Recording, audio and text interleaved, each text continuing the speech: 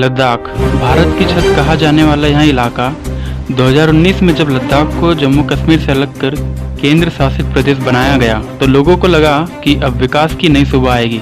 लेकिन वक्त बीतता गया और अब वहाँ की जनता पूछ रही है, क्या हमने अपनी आवाज़ खो दी? तो जानते हैं मुद्दा क्या है। आज लद्दाख के लोग एकजुट होकर 6th शेड्यूल में शामिल होने की मांग कर रहे हैं, क्योंकि उनका कहना है हमारी ज़मीन, हमारी संस्कृति और पर्यावरण बाहरी दबाव के खतरे में है। अब जानते हैं छठी अनुसूची क्या है।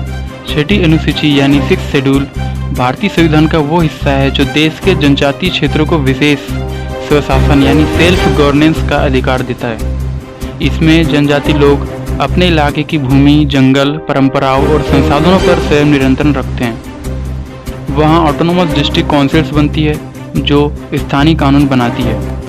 यह अनुसूची फिलहाल 4 राज्यों में लागू है, असम, मेघालय, मिजोरम और त्रिपुरा। जानते हैं आखिर लद्दाख को इसकी जरूरत क्यों है। लद्दाख की लगभग 97% आबादी अनुसूचित जनजाति यानी ST है।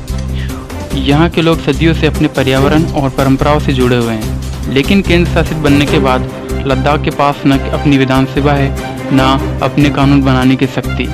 सीधे कानून बनकर आते हैं केंद्र से और उन्हें मजबूरन मानना पड़ता है।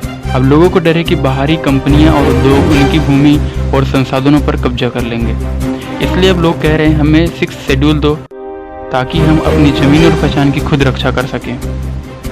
वर्तमान की स्थिति क्या है। लेह अपेक्स बॉडी यानी Leh, Kargil democratic alliance KDA मिलकर यहाँ केंद्र सरकार से बड़ी मांग कर रहे हैं। पहला, लद्दाख को राज्य का दर्जा दो, इसे 6th शेड्यूल में शामिल करो।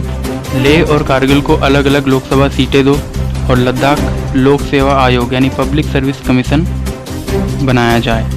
इस मांगों को लेकर लद्दाख में भूख हड़ताल, धरने और प्रदर्शन जारी है। प्रसिद्ध पर्यावरण कार्यकर्ता सोनम वांगचुक भी इस आंदोलन का नेतृत्व कर रहे हैं।